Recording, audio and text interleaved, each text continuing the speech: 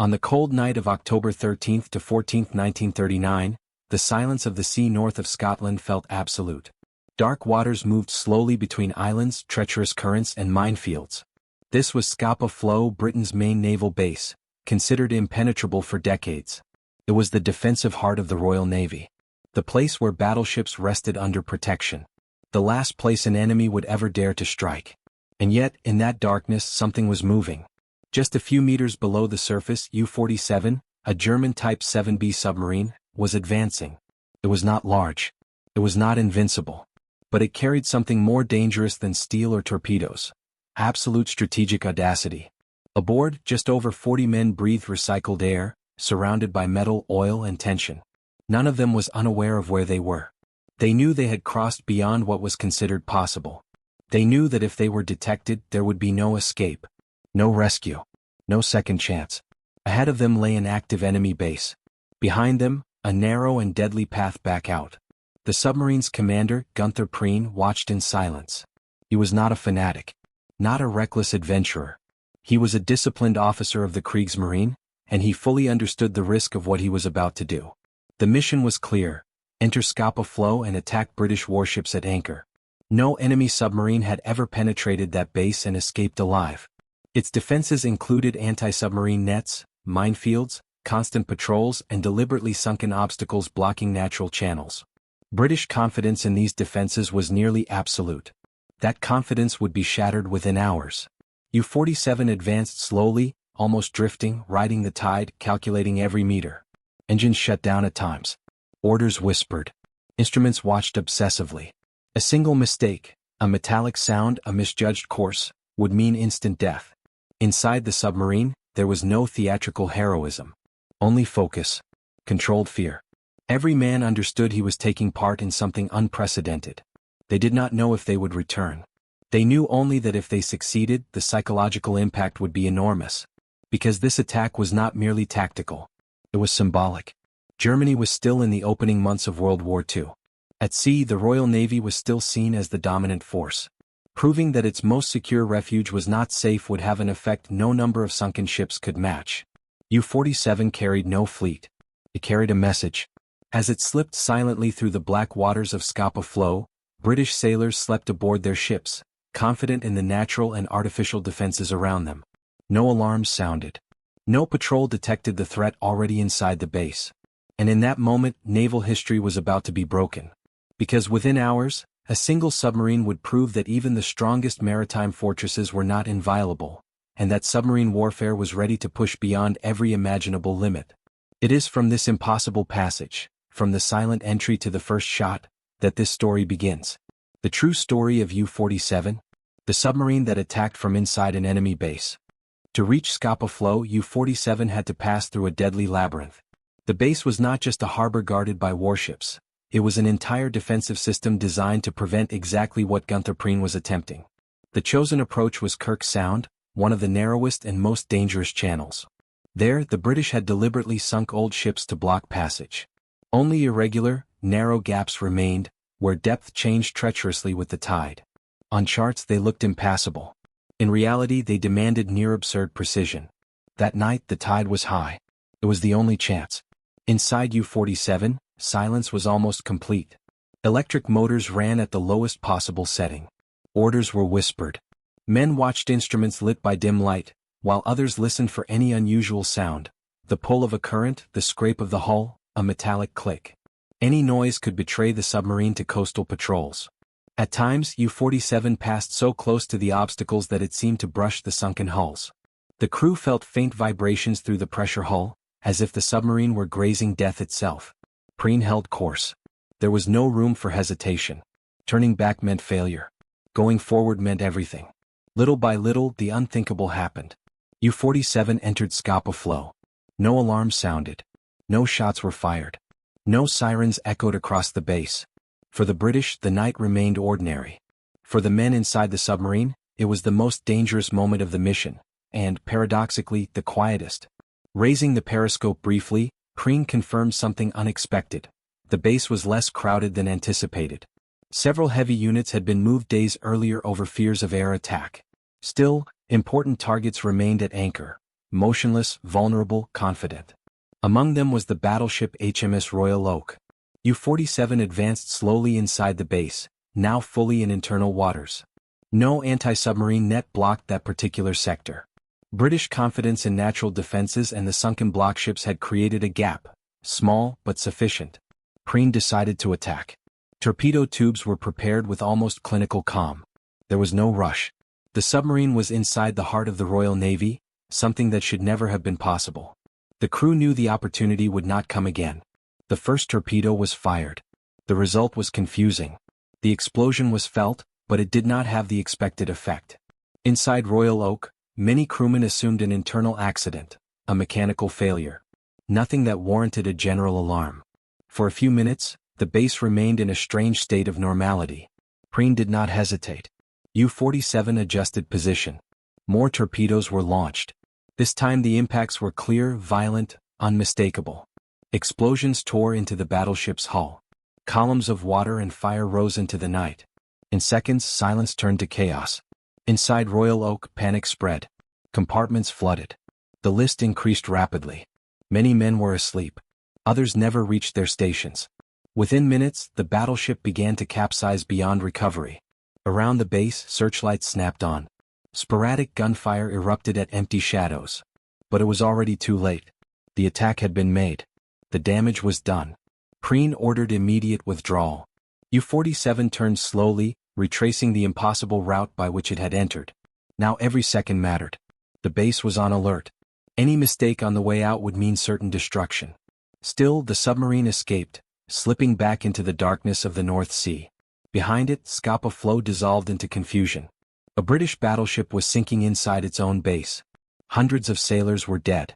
And absolute confidence in the invulnerability of Britain's principal naval anchorage had been shattered in a single night. But the true impact of the attack was still to come, in the British response, in the global psychological shock, and in the immediate transformation of naval defenses. That is what we must follow next. What happened after U-47 proved that no base was truly safe. When silence returned to Scapa Flow, it did not bring relief. It brought shock. The battleship HMS Royal Oak was already capsizing. In less than 15 minutes, the ship rolled over and sank. More than 800 British sailors died, many trapped in their sleeping quarters, others thrown into the freezing water in the darkness of night. For the survivors, the attack defied explanation. There were no enemy aircraft, no enemy ships in sight. And yet a battleship had been destroyed inside the Royal Navy's most important base. The initial reaction was absolute confusion. Searchlights swept the anchorage. Anti-aircraft guns fired at shadows. Patrol boats rushed out, hunting an enemy that was no longer there. For hours, no one could understand how it had happened. The idea that a German submarine had penetrated Scapa Flow seemed too absurd to accept at first. But the facts were undeniable. When daylight came, the scale of the disaster became clear. A battleship sunk in waters meant to be the safest in the Royal Navy. Hundreds dead. A base long considered impregnable violated without warning. For British officers, this was not just a material loss. It was a strategic humiliation. The response was immediate and far-reaching. Scapa Flow was temporarily abandoned as the main fleet base. Defenses were urgently reassessed. New obstacles were rushed into construction to seal the access routes permanently. Winston Churchill, then First Lord of the Admiralty, ordered the building of massive concrete causeways between the islands, works that would later become known as the Churchill Barriers. The U-47 attack had exposed something no one wanted to admit. The Royal Navy had trusted its own assumptions too much. Across the North Sea, the story took on a very different tone. U-47 returned to Germany undetected. When news of the success arrived, the impact was immediate. Its commander, Gunther Preen, was celebrated as a national hero. German propaganda seized on the raid. Photographs, speeches, and headlines portrayed Preen as the man who had carried the war into the very heart of the enemy. For the Kriegsmarine, the value of the operation went far beyond a single battleship sunk. It proved that submarine warfare could cross lines once thought untouchable. It proved that bases, ports, and sanctuaries were not inviolable. And it proved that a single well-commanded submarine could achieve an impact wildly disproportionate to its size. Among German submariners, the attack became a benchmark, an extreme example of audacity, planning, and execution. But it also carried a quiet warning. The success of U-47 did not mean the maneuver was easily repeatable. On the contrary, It had worked only because of a unique combination of tides, defensive gaps, timing, and a commander willing to accept extraordinary risk. For the British, the lesson was harsher still. From that night on, no naval base would ever again be treated with the same confidence. Defensive paranoia increased. Patrols intensified. Nets, mines, and blockships were no longer seen as redundancy, but as absolute necessity. Naval warfare had crossed a psychological boundary. And all of this happened in the very first months of the Second World War. Before decisive fleet battles. Before long campaigns. Before the world fully grasped the scale of the conflict to come. The U-47 attack made one thing clear from the outset. This war would respect no unwritten rules and no place could be assumed safe. If a submarine could strike inside Scapa Flow, then nowhere was truly beyond reach. But the story of U-47 does not end that night. Because success carried consequences. For Prien, for his crew, and for German submarine warfare itself. The man who entered an enemy base and escaped alive would carry that weight for the rest of the war. That is what we must follow next. The aftermath of glory. The lasting impact of the raid. And the ultimate fate of the submarine that dared to do the unthinkable. After the night at Scapa Flow, U-47 would never again be just another submarine of the Kriegsmarine. It now carried a reputation, and in war reputations weigh as heavily as steel. For Gunther Prien, the return to Germany was marked by public honors, decorations, and constant propaganda attention. He was presented as the commander who had humiliated the Royal Navy in its own home. But away from the cameras, Prien understood the danger that came with such glory, the expectation to repeat what could not truly be repeated. From that moment on, every new patrol by U-47 would be watched more closely, by superiors and enemies alike. The element of surprise that had made Scapa Flow possible was gone. The submarine was known. Its commander was recognizable. His name was feared. In the months that followed, U-47 was sent repeatedly into the Atlantic. No longer on symbolic missions, but into the grinding reality of submarine warfare, hunting convoys under ever-tightening escort, enduring depth-charge attacks, and spending days submerged in near-total silence while enemy ships hunted above. For the crew, the routine was relentless. Long submerged periods. Stale recycled air. Constant fatigue. Any romantic notion born at Scapa Flow gave way to the raw truth of the Atlantic. A continuous test of patience and nerves. Success depended less on daring and more on psychological endurance. Every dive could be the last. Every attack drew immediate retaliation. Even so, U-47 remained effective. It sank merchant ships, took part in the campaign against British supply lines, and helped cement the early image of U-boat success at the start of the war. But the context was changing fast. British escorts grew more numerous and better coordinated. Sonar, air patrols, and anti-submarine tactics steadily narrowed the room in which German submarines could operate. Prien sensed this before many others did. Later accounts suggest he was not a reckless commander. He understood that submarine warfare was becoming more dangerous with each passing month. The strike at Scapa Flow had been a devastating psychological blow, but it had not changed the central reality. Germany faced an industrially powerful enemy capable of learning and adapting quickly. And that adaptation began to exact its price. Patrols grew longer. Opportunities to attack became rarer. Pursuits more intense. For U-47's crew, the feeling was unmistakable. The sea was shrinking. More watched. More hostile. Less forgiving of mistakes. Still, the name U-47 continued to command respect and expectation. Every departure carried the weight of its past. It wasn't just the mission at hand that mattered, but the legacy the boat represented. That created a quiet, constant pressure on everyone aboard. The unspoken question was simple and unsettling. How long could a submarine marked by extraordinary audacity survive in a war that was becoming increasingly technical, systematic, and intolerant of extreme risk? The answer would not come in another dramatic raid like Scapa Flow, but quietly, like so many endings in naval war. It is toward that inevitable conclusion, and toward the lasting meaning of the U-47 attack, that we now turn. By early 1941, the war in the Atlantic was no longer the same conflict that U-47 had known in 1939. Sea lanes were more closely watched. Escorts were more aggressive. The sky itself had become dangerous. The solitary audacity that had made Scapa Flow possible was now facing an enemy that learned quickly, and on an industrial scale. It was in this new reality that U-47 departed on what would become its 10th war patrol. The mission was typical for that stage of the conflict. Operate in the North Atlantic, attack convoys, return if possible. No symbolic raids. No enemy bases. Just the exhausting, lethal routine of submarine warfare. For the crew it was another patrol, but everyone aboard understood that the risks were now higher than ever. On March 7, 1941, south of Iceland, U-47 made contact with enemy forces while operating against a British convoy. What happened next has never been fully clarified, and that uncertainty itself says much about the nature of war at sea. What is known is that British destroyers carried out depth charge attacks in the area where U-47 was operating. Among them was HMS Wolverine, which reported a contact and an anti-submarine attack. After that moment, U-47 was never heard from again. No distress call. No final message. No wreckage conclusively identified. The submarine simply vanished into the North Atlantic, taking Gunther Preen and his entire crew with it. As happened to so many U-boats, U-47's end was silent. There were no witnesses. No definitive visual confirmation of the sinking. The sea closed over the submarine and kept it secret.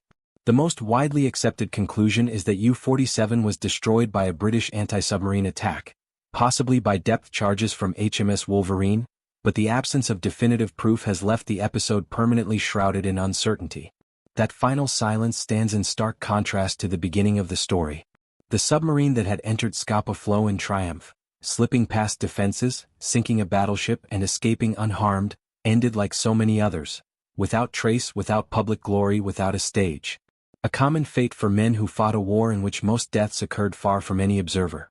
For the Kriegsmarine the loss was significant. Preen was not just an experienced commander, he was a symbol. His death marked the end of an early phase of German submarine warfare, when individual audacity still seemed capable of offsetting material disadvantage. From that point on, the Battle of the Atlantic would become increasingly technical, impersonal, and deadly for submariners. U-47 was not defeated by isolated recklessness. It was defeated by an enemy system that had learned. And that is what makes its story so emblematic. It proved that war could be carried into the very heart of the enemy. But it also proved that such audacity could not be sustained indefinitely. What remains now is to close this story, not with the sinking itself, but with the lasting meaning of the attack on Scapa Flow and the fate of U-47 within the broader history of submarine warfare. It is that legacy, psychological, strategic, and human, that we must examine next. With the disappearance of U-47, the story seemed finished on the operational level. A submarine lost, a crew that never returned, a commander turned into memory. But in reality, the impact of that mission continued to ripple throughout the war, far beyond the lifespan of the submarine itself. The attack on Scapa Flow forced an immediate and permanent shift in British defensive thinking. The very idea of a safe harbor ceased to exist. If a single U-boat could slip through obstacles, currents, sunken ships, and patrols, then any base could be vulnerable, no matter how remote or how strong its reputation. The Churchill barriers were constructed with urgency. Not as a political gesture, but as a direct response to the fear generated by that night. Concrete, rock, and steel replaced overconfidence in geography and tradition. Scapa Flow would never be the same again, and no other British base would ever be treated with similar complacency. On the strategic level, the U-47 attack produced a paradoxical effect. On one hand, it boosted German morale and reinforced the image of the submarine as a psychological weapon, capable of striking the enemy where he felt most secure. On the other, it accelerated the British response. The initial shock gave way to massive investment in anti-submarine warfare. More escorts, better coordination, expanded air patrols, advances in sonar, ASTIC, and standardized hunter-killer procedures. In other words, the extraordinary success of U-47 helped trigger the very response that would make submarine warfare increasingly lethal for submariners themselves. For the men who served in U-boats after 1939, Scapa Flow became legend, but also a warning. A feat few believed could ever be repeated. Not because courage was lacking, but because the conditions that made that infiltration possible had almost completely vanished. The war was closing in, becoming more systematic, less tolerant of extreme improvisation. In naval memory, U-47 came to represent a very specific moment in the war. The brief window when individual audacity could still produce disproportionate strategic effects. That moment would not last. As the conflict progressed, war at sea became a struggle between systems, production, technology, coordination. The space for solitary, audacious strikes shrank. Submarines began operating in wolf packs, escorts grew more effective, and the Atlantic ceased to be an open arena for daring adventures. And yet, Scapa Flow was never forgotten. For the Royal Navy, it remained an institutional trauma. For the Kriegsmarine, a symbolic peak. For history, proof that no defense is perfect when confidence replaces vigilance. The story of U-47 is not the story of an invincible submarine. It is the story of a boundary broken, a psychological frontier crossed too early, in a war that was still learning what it would become. It went where no one believed it could go. It caused damage that echoed for years. And it vanished like so many others without witnesses. What remains is meaning. And it is this meaning, human, strategic, and historical, that must be placed into final perspective to understand why U-47 is remembered not only for what it sank, but for where it dared to go. Over time, the name U-47 ceased to be just an operational record and began to occupy an almost symbolic place in the history of naval warfare. Not because it was the deadliest submarine. Not because it survived the longest. But because it crossed a mental boundary that no one believed existed. The attack on Scapa Flow was not merely a British defensive failure. It was a cultural shock. For decades, the Royal Navy had built its identity around the idea of absolute control of the sea, especially around its main bases. The notion that an enemy could appear silently inside such a secure space simply did not exist in dominant naval thinking. And that is precisely why the attack worked so well. U-47 did not win through brute force. It won by exploiting a belief. That realization spread quickly, not only among military professionals but also among civilians. British newspapers initially tried to downplay the incident, but the truth could not be hidden. A battleship had been sunk in its own base. Men had died while asleep. The war had reached a place that was never supposed to see it. For British sailors, the effect was profound. Later accounts indicate an immediate rise in tension at naval bases, stricter patrol routines, and a constant sense that the enemy might be closer than imagined. The sea ceased to be merely a maneuvering space. It became an invisible threat. On the German side, the attack was turned into the ultimate example of submarine audacity. But, paradoxically, it also created an internal problem. The success of U-47 generated unrealistic expectations. Many believed similar blows could be repeated. In reality, that was almost impossible. Scapa Flow had been a rare alignment of defensive gaps, tidal conditions, and extreme human decision-making. Gunther Preen himself seemed to understand this. Despite the public image of a confident hero, his later behavior and remarks suggest a commander acutely aware of the limits of submarine warfare. He knew that night could not be reproduced at will. He knew the enemy would learn, and quickly. And it did. From 1940 onward, British anti-submarine warfare entered an accelerated phase of professionalization. The hunt for U-boats became systematic. The Atlantic was divided, monitored, and patrolled continuously. War at sea ceased to be a contest of individual cunning and became a struggle between entire systems. In this new environment, there was no room for solitary feats like Scapa Flow. That is why the story of U-47 feels almost out of place in retrospect.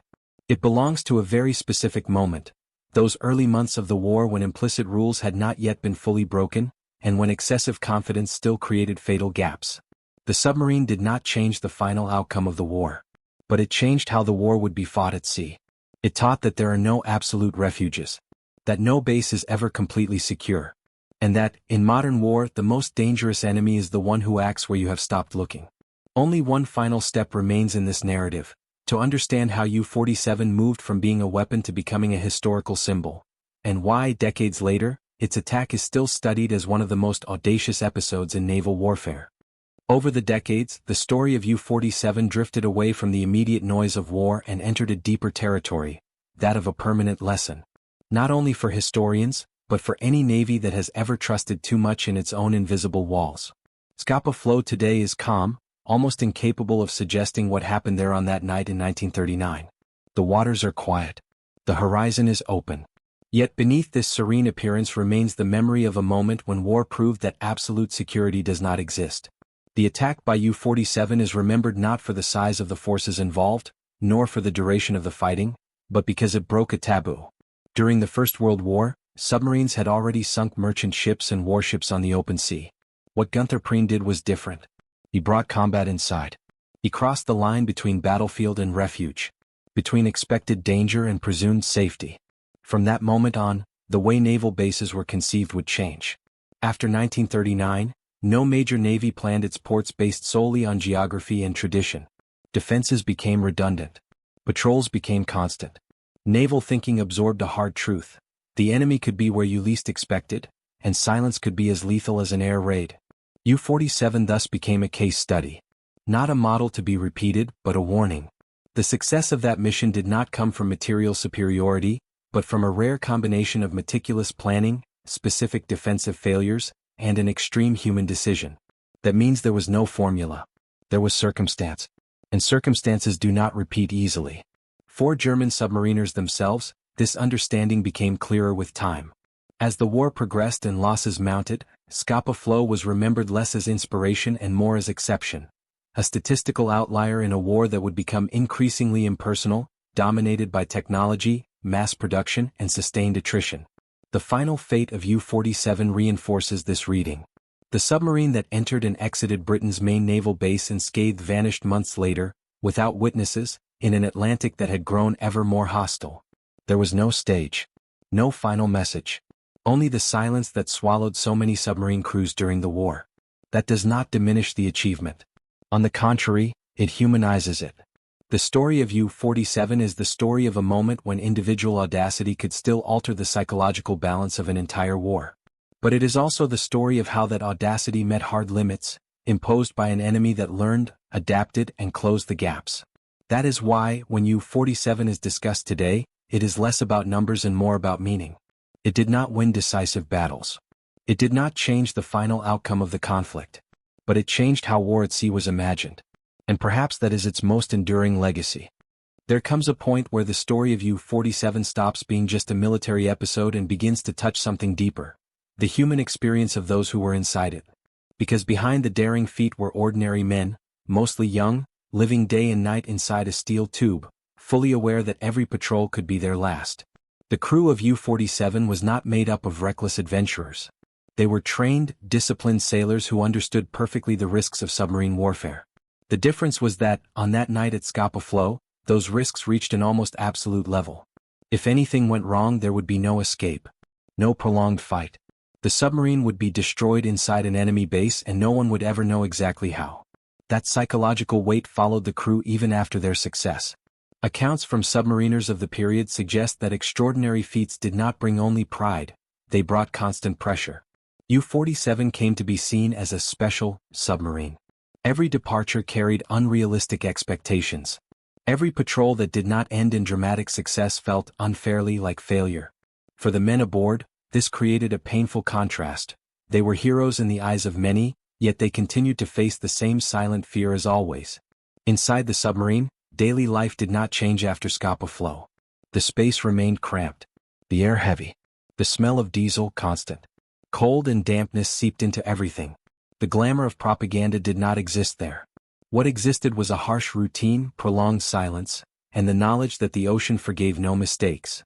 Gunther Preen is often portrayed as an almost mythical figure, but records show a restrained, focused commander who avoided unnecessary risks after the Scapa Flow attack. He knew he had crossed a line that could not easily be crossed again. He also knew the war was changing too fast to allow such audacity to be repeated. When U-47 disappeared in 1941, there was no immediate public shock comparable to the reaction after Scapa Flow. By then, the war had become brutal and continuous. Submarines vanished regularly. Entire crews were lost without explanation.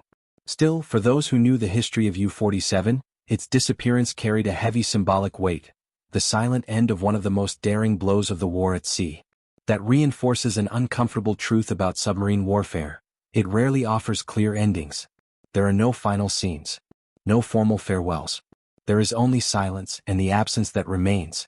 Today, the attack on Scapa Flow continues to be studied not as a model to be repeated, but as a strategic and psychological warning.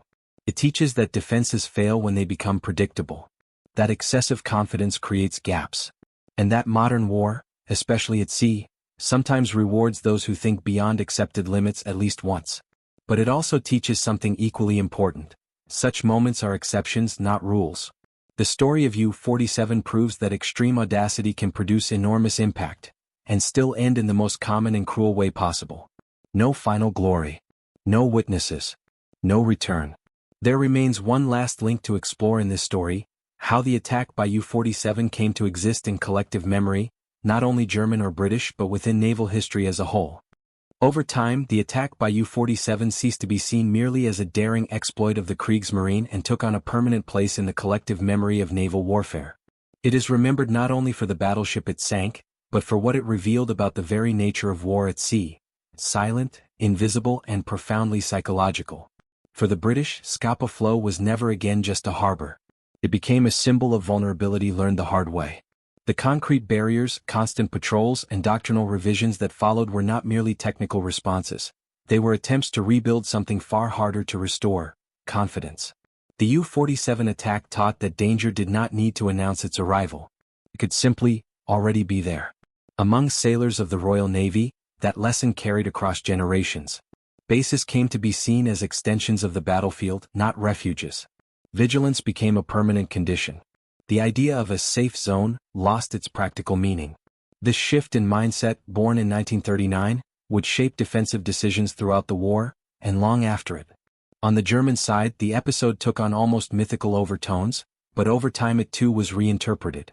Historians and veterans came to view Scapa Flow as an isolated peak, not proof of a sustainable superiority. The attack succeeded because it exploited a specific moment of transition, when the enemy had not yet adjusted its systems to the new reality of submarine warfare. That distinction is crucial. U-47 did not succeed because submarine warfare was invincible. It succeeded because the enemy was still learning how to see it. As the conflict progressed, that learning accelerated. Sonar, coordinated escorts, aerial patrols, and the mass production of anti-submarine vessels drastically reduced the freedom of movement of the U-boats. The Atlantic, which at first seemed vast and permissive, became an environment saturated with sensors and hunters. In this new context, there was no room for solitary strikes inside enemy bases. The war ceased to be episodic and became systemic. And that is precisely why Scapa Flow remained a historical exception, studied, remembered, and rarely comparable.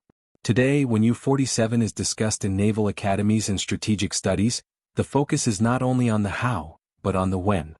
When defenses relax. When confidence overtakes vigilance. When a psychological gap opens before a physical one. That is why the attack remains relevant. It does not belong only to the Second World War. It belongs to any conflict in which someone believes it can't happen here. In the end, the story of U-47 does not conclude with the explosion of torpedoes or with the propaganda that followed that night at Scapa Flow. It ends in the most common, and most honest, way in naval warfare: in silence. The submarine that crossed defenses considered impossible, that struck inside Britain's principal naval base and escaped unharmed, vanished months later without a trace. No final images. No last message. Only an empty point on the map of the North Atlantic, where living men once existed, breathing stale air, trusting thin steel to keep them alive. That contrast is essential to understanding the true meaning of U-47. It proved that no base is inviolable. It proved that excessive confidence creates fatal gaps. It proved that modern war begins long before the first shot. It begins in what is believed to be impossible. But it also proved something equally important. Extreme audacity exacts a price. The attack on Scapa Flow was a singular, unrepeatable moment, born of specific circumstances and human decisions pushed to their absolute limit. It did not inaugurate a new era of similar attacks. On the contrary, it helped provoke the very response that would make such strikes nearly impossible. U-47 did not win the war. It did not change its final outcome. But it changed the way the war would be fought at sea. After that night, no navy ever again treated its ports as absolute sanctuaries. No commander could ignore the possibility that the enemy might already be inside, unseen, waiting. That lesson ran through the Second World War and remained valid long afterward. Today, Scapa Flow is quiet. The Royal Oak rests on the seabed, a war grave. U-47, somewhere in the Atlantic, remains lost. Between them there is no longer combat, only memory. And perhaps that is how this story should end. Not with exultation. Not with condemnation. But with understanding. The story of U-47 is the story of a boundary crossed too early, in a war that was still learning its own rules. Proof that at sea, danger does not need to announce its arrival, it can simply appear where no one was looking anymore. And when that happens, war is no longer distant. It is already inside.